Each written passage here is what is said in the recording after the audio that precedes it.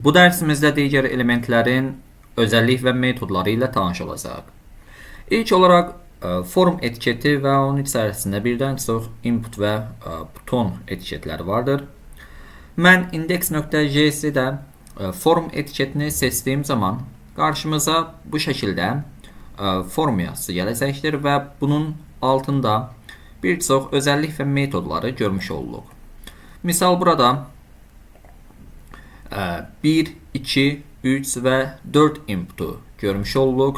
Baxın, bir inputumuz text inputudur. İkinci inputumuz checkbox'dır. Üçüncü və dördüncü inputumuz isə radio butonlardır. Burada da kişi və qadın cinsiyyətlərini bu şəkildə yazmışıq. Və burada class list vardır və yaxud da ki children seçdiyim zaman baxın, gəlin elə yazmış olaq. Form.children seçirəm. Bu şəkildə HTML collection şəklində label və inputlarımız və BR etiketlərimiz də bu şəkildə gəlmiş oldu ardıcıllıqla. Və yaxud da ki misal bir daha dala qayıdıram və forma bir daha baxırıq. Baxın, burada action özəlliyi vardır ki, bu URL adresimizi burada göstərmiş olur və yaxud da ki metod vardır ki, bu da get post işlemlərini həyata keçirir. Metodu tapım. Burada metod, post və yaxud da ki get işlemlərini həyata keçirir. Biz index.js'də forma post yazmışıq deyə, ona görə də qarşımıza post metodu bu şəkildə yazılmış olacaqdır. Və yaxud da ki elementləri görmək üçün baxın, bu şəkildə inputları və butonları görmüş oluruq. Form içərisində olan etiketləri belə deyək. Daha sonra length ilə də form içərisindəki etiketlərin neçə xarakterdən ibarət olduğunu biz görmüş oluruq. İndi hal-hazırda baxın, input 1, daha sonra input 2, input 3, input 4 və buton 5 xarakterdən ibarət olduğunu görmüş olacaq və length yazıram. Bu şəkildə 5 xarakterdən ibarət olduğunu görmüş oluruq. Nə üçün BR və label etiketlərini saymadı? Çünki form etiketlərinə aid olan elementləri tapıb çıxartdı və ona görə də input və butonları və yaxud da ki text area olsun, select olsun, yəni option kimi digər etiketlər olsun, bunları nəzərə alır və neçə xarakterdən ibarət olduğunu bu şəkildə göstərmiş olur. Və bu form içərisində bir də baxın, burada submit metodunu yazmışıq.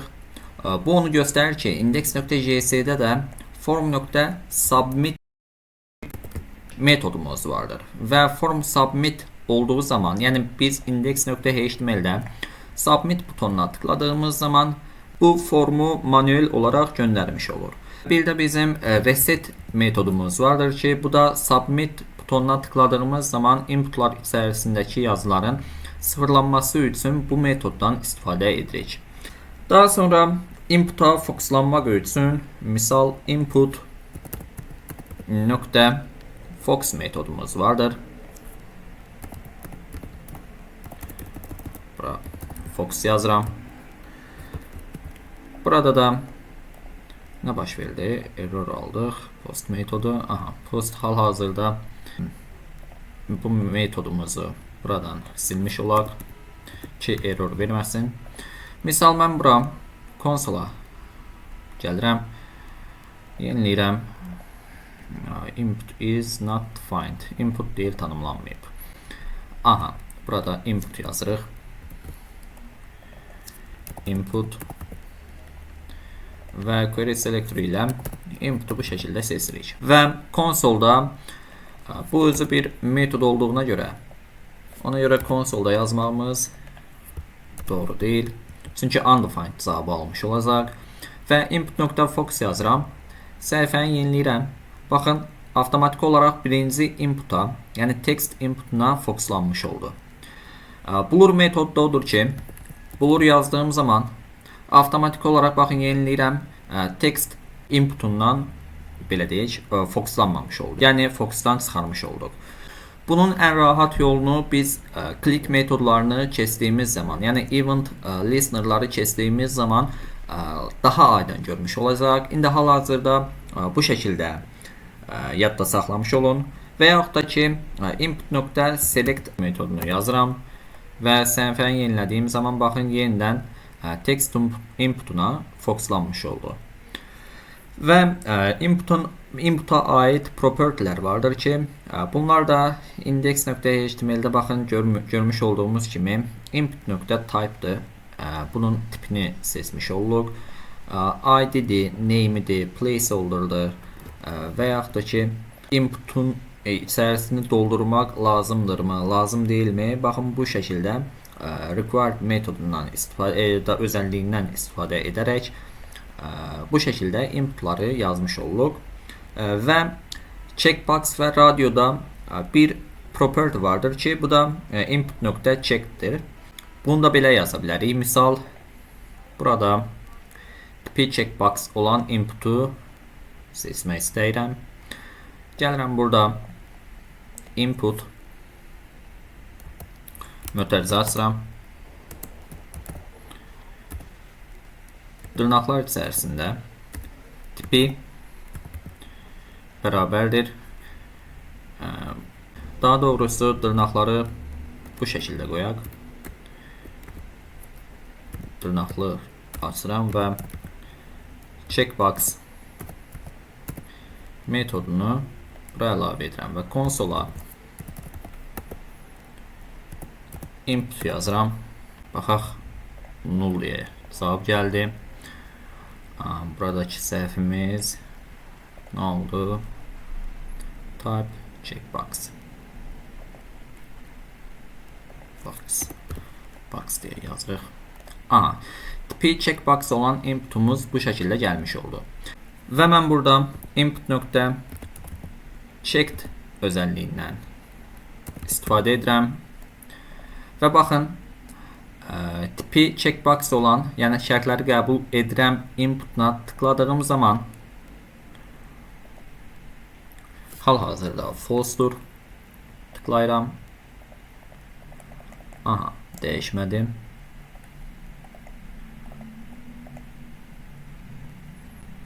Checked verək. İşarələnmiş şəkildə gəlsin. True olaraq gəldi. Yəni konsola yazılmamağındakı səbəb ondan ibarətdir ki, biz add even listener'ı seçməmişik. Yəni input dəyişdiyi zaman konsola true və yaxud da ki false dəyərin olub olmadığını click əsasında görmədik. Ona görə də hal-hazırda index.html içərisindəki checkbox inputunun işarəli olub olmadığını yoxluyur. Əgər işarəlidirsə true cavab gəlmiş olacaqdır. Yox, əgər işarəli deyilsə bizə konsola false cavabını göndərmiş olacaqdır. Və yaxud da ki tipi radio olan inputumuzu seçmiş olaq. Bura mən radio yazıram. Baxın, hal-hazırda false bir dəyərdir. Əgər mən gəlib burada bura checked yazsam, hal-hazırda 2 işarələnmiş oldu. Baxın, true cavabını almış olacaq. Və bunlardan, yəni bunlar arasındakı fərq də ondan ibarətdir ki, checkbox-la radio inputlar arasındakı fərq ondan ibarətdir ki, name'ləri eyni olmalıdır. Yəni radio butonunda name'lər eyni olduğu zaman, baxın, sadəcə birini seçmiş olduq. Misal, bu gender olsun, bu da hər hansısa tutalım ki, qadın olsun. Və 2 inputu da tıkladığım zaman, baxın, 2 input da işarələnmiş oldu və bu da normal sayılmır əslində. Ona görə də radio butonlarındakı özəllik ondan ibarətdir ki, name'lər eyni olmalıdır. Və son olaraq ekranda bu şəkildə bir cədvəlimiz vardır. İndi biz query selector ilə form seçdiyimiz zaman bu şəkildə bir zəncirlə qarşılaşırıq. Baxın, burada inputlar və ya accept char seçimi özəlliklər HTML form elementin öz xüsusiyyətidir. Yəni bu property, yəni özəllik HTML form element səviyyəsindədir. Bəs mən HTML form element prototipinə tıkladığım zaman misal onload haradan gəlir? Onload HTML form elementin özünə aid deyil. Bu property event target və ya daha ümumi olaraq global event sistemindən gəlir. Hal-hazırda form bir instance, yəni obyektdir. HTML form elementi isə bir constructordur. Formun öz propertiləri konkret həmin forma aid, yəni HTML-dən gələn atributlardır. Bunlar ID, action, metod kimi xüsusiyyətlərdir. Submit, elements, reset kimi özəllik və metodları isə HTML form element prototipindən gəlir. Buradakı prototip HTML form elementi isə o deməkdir ki, form HTML form elementdən istifadə edir. İndi mən buna da tıkladığım zaman ən sonda 3 nöqtə işarəsi vardır. Ona da tıkladığım zaman baxın burada HTML element prototipini görmüş oluruq. Yəni bu şəkildə zəncirvari quruluş əldə etmiş oluruq. Bəs bu zəncirdə diqqət etsəniz, form data adlı bir constructor daha var. Sual oluna bilər. Biz query selector ilə form seçdiyimiz zaman nəyə görə form data getmədi? Az əvvəl dediyim kimi konsola baxsaq, burada prototip olaraq HTML form elementi görürük. Bu da o deməkdir ki, zəncir HTML form elementdən HTML element, element, node, event target və ona global adlandırdığımız obyektə kimi uzanır. Bəs form data nə zaman istifadə olunur? Form data çox vaxt biz backenddə məlumat göndərmək üçün istifadə edirik və istifadə qaydası da bu şəkildədir. Əvvəl query selector ilə formu seçirik, daha sonra həmin formu new form datanın içərisinə bu şəkildə əlavə edirik. Gəlin bunu bir də özümüz yazaraq tam başa düşək. Gəlirəm index.html-də form etiketini bu şəkildə yazıram və hər hansısa bir action olmasın. İçərisinə inputları əlavə edirəm. Text input olsun, placeholder, username olsun. Name olarak da username yazaq. Daha sonra email inputumuz olsun. Name email. Placeholder email olsun. Ve tipi email olsun. Daha sonra radyo butonlarımız olsun. Radyo butonunun placeholder olmur. Bura mən name olarak gender yazıram. Value olarak şey yazıram. Və eyni qaydada bura mən qadın yazıram. Name olarak gender olsun. Tipi radyo olsun. Ve son olarak tipi checkbox olan inputum olsun. Name olarak subscript yazıram. Value olarak misal like etmisənmi deyə sualına yes cavabı əlavə edirəm. Elə gəlib bunun da yanına like deyə yazıram. Və bir də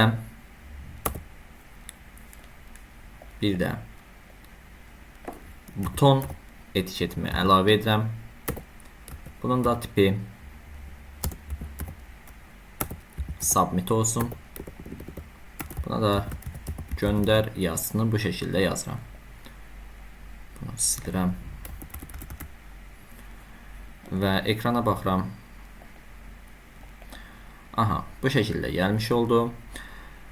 Və bir də bura mən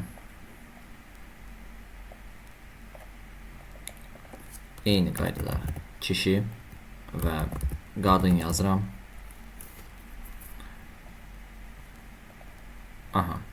İndi index.js'də form etiketini bu şəkildə seçirik və daha sonra forma klik olduğum zaman yəni submit butonuna tıkladığım zaman dəyərlərin form data içərisində qalması üçün add even listener'dan istifadə edəcəm. Bu mövzunu növbəti dərslərimizdə keçəcəyik. Ancaq indi hal-hazırda siz sadəcə konsolda olan cavaba diqqət yetirin. Digər mövzular isə keçiləcəkdir. İndi form.add even listener submit olduğum zaman gəlirəm burada event yazıram və arrow functiondan istifadə edirəm. E.prevent defaultdan istifadə edirəm ki, səhifə yeniləndiyi zaman cavablar sıfırlanmasın, belə deyək. Və daha sonra const form data bərabərdir new form data deyə yazıram. Baxın, həmin konstruktoru bu şəkildə yazıram və mötərizənin içərisinə form etiketini əlavə edirəm. Yəni bütün dəyərlər new form data içərisinə gəlmiş olsun. Və konsola ilk olaraq form datanı yazdırıram.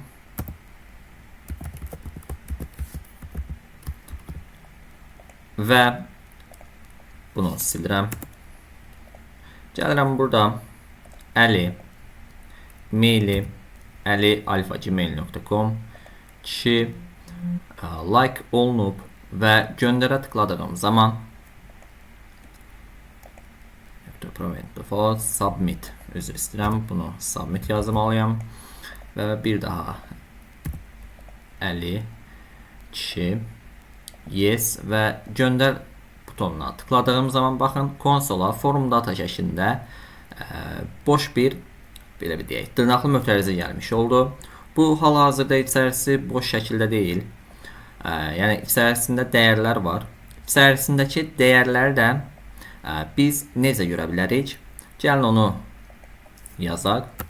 Gəlirəm burada for loopundan istifadə edirəm və let key value yazıram və form datanı buraya əlavə edirəm. Daha sonra console key və value-nu bu şəkildə yazıram. İndi yenə eyni qaydada console.log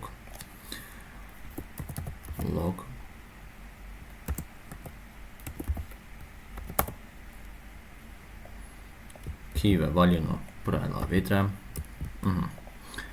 İndi yenə eyni qaydada ali@gmail.com ki yes və göndər butonuna tıkladığım zaman baxın, burada username olaraq əlini, email olaraq ali@gmail.com, gender olaraq kişi, subscript olaraq yes dəyərlərini bu şəkildə almış olduq.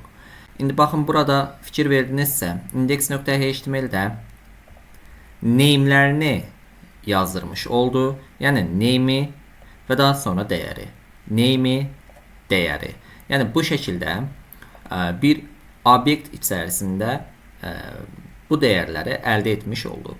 Yenə dediyim kimi, bu form data ən çox backend yazdığımız zaman backend-də hər hansısa form məlumatı göndərdiyimiz zaman daha aydın və net görmüş olacaq. İndi hal-hazırda biz for of metodundan istifadə edərək dəyərləri bu şəkildə yazmış olduq. Dəyərləri bu şəkildə görmüş olduq. Bu son dediklərim bu mövzuya aid deyil. Bunu class mövzusunu keçdiyimiz zaman daha ətraflı izah edəcəm. Amma hər mövzunu da bir dərsə yükləyib beyninizi doldurmaq istəmədim. Son dediklərimiz sadəcə qulaq asmağınız belə sizin üçün bir plusdur. Bu mövzu biraz qəliz mövzudur. Əlimdən gəldiyi qədər şəkillərlə, kodlarla sizlərə göstərmiş oldum. Yəqin ki, mövzunu bir-iki dəfə baxdıqdan sonra daha yaxşı başa düşərsiniz. Bu dərsimizdən də bu qədər. Gələn növbəti dərslərimizdə görüşənə qədər özünüzə yaxşı baxın. Hələlik.